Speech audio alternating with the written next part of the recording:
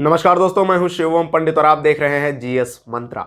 इस वीडियो में हम बात करने जा रहे हैं यंग बंगाल आंदोलन के बारे में। आपका टॉपिक है यंग बंगाल आंदोलन, आधुनिक भारत के इतिहास का टॉपिक है और महत्वपूर्ण बिंदु है। तो ध्यान से पढ़िएगा, समझिएगा और जहां जरूरत पड़े नोट करते चलिएगा। पहले चैनल को सब्सक्राइब कर लीजिएगा, बेल आइकन को प्रेस कीजिएगा, ऑल पे क्लिक कीजिएगा ताकि नोटिफिकेशंस आप तक सबसे पहले पहुंचे आगे जब भी हम वीडियो अपलोड करें। तो चलिए शुरू करते हैं यंग बंगाल आंदोलन।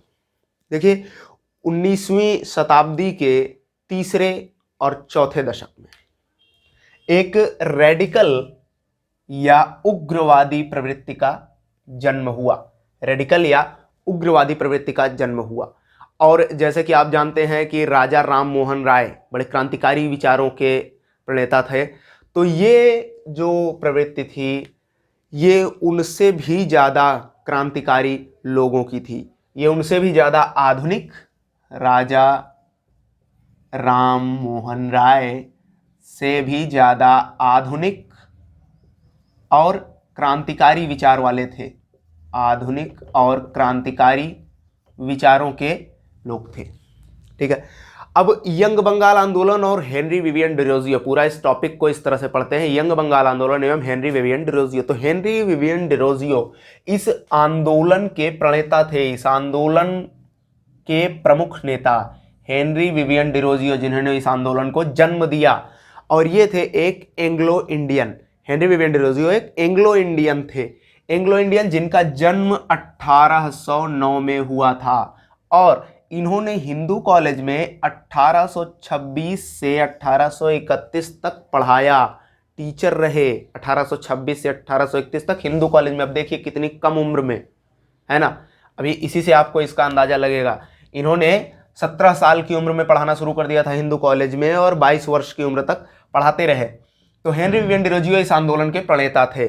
और हेनरी विवियन डिरोजियो के विचार जो थे वो फ्रांस की क्रांति से प्रभावित थे। फ्रांस की क्रांति से डिरोजियो प्रभावित थे और उन्होंने अपने छात्रों को, हालांकि वो बड़े कम उम्र के थे, लेकिन उन्होंने अपने छात्रों को तार्किक रूप से शिक्षा लेने और चीज़ों को तार्किक दृष्टिकोण से देखने के लिए उत्साहित किया।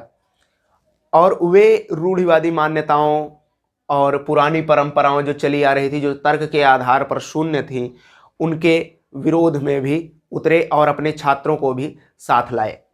उम्र कम थी लेकिन उनके पास उनके श्रद्धालु छात्रों का एक मंडल तैयार हो गया था, उनके बहुत से अनुयायी हो चुके थे।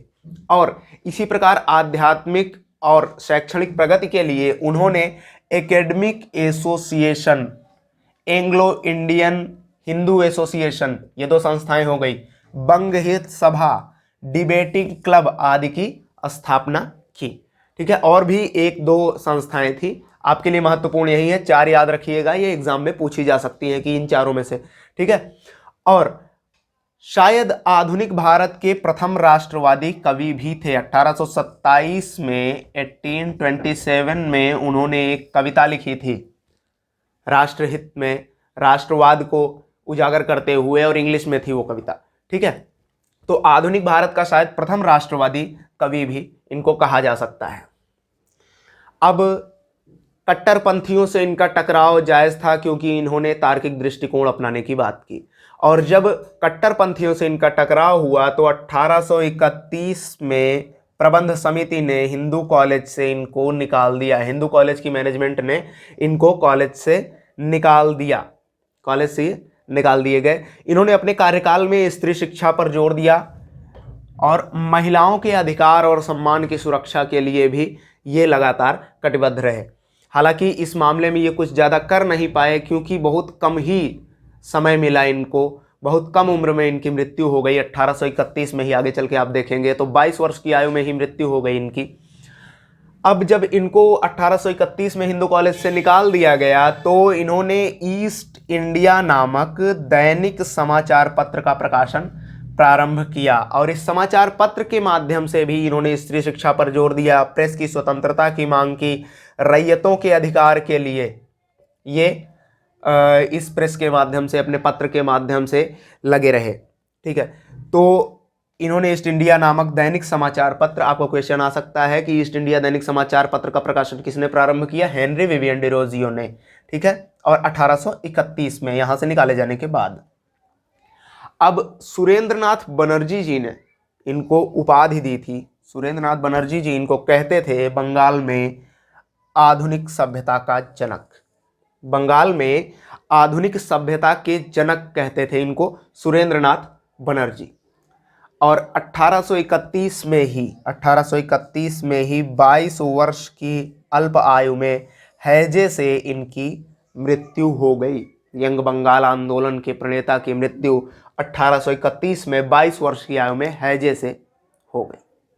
तो यंग बंगाल और हेनरी विवियन डिरोजियो में इतना ही इंपॉर्टेंट है। आप पढ़िए, रट लीजिए। जितनी सभाएं संस्थाएं हमने बताई, समाचार पत्र बताए, ईयर बताया हमने, हिंदू कॉलेज बताया हमने, और उनके प्रमुख कार्य जो हमने बताए, ये आप नोट कर लीजिएगा। प्रवृत्ति किस प्रकार की थी, किस विचारधारा के थे, ये भी क्वेश्चन आ सकता है, ठीक है, मैच कराने के लिए कि उग्रवादी प्रवृत्ति के लोगों में उसमें हेनरी विवियन डिरोजियो का अगर ऑप्शन है तो आपको लगाना है, ठीक है।